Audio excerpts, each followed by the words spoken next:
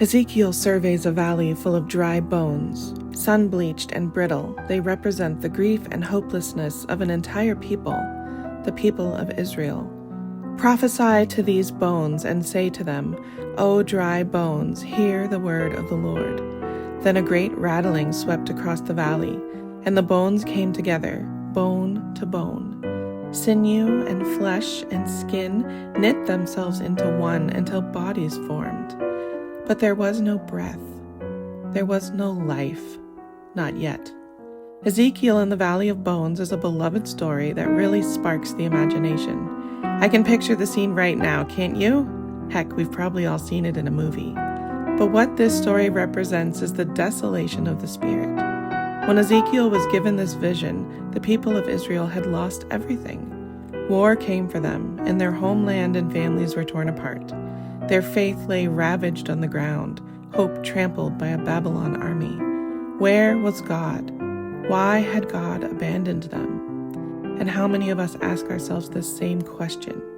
It's a difficult one to answer because it requires faith and hope. Last week in church, a prayer request was lifted up for someone who was drowning in loneliness.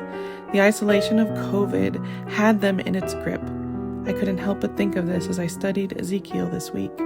God gathered the bones spread out over a valley and brought them together, wrapping them in what makes us human, but it's not until the breath arrives that they turn from death to life.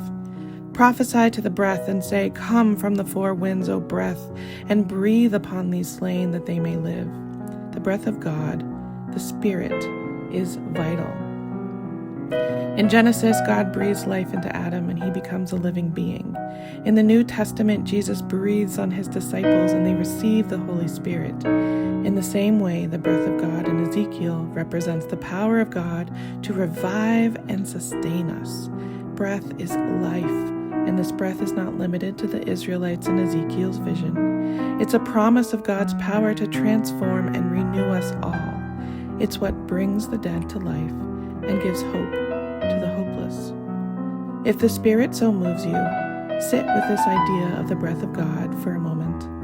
Imagine it as wind on your face, warm and comforting as it blows away every negative thought you have and works to knit you back together. Take a deep breath. As air fills your lungs, feel it as God breathed hope and the promise of abundant life.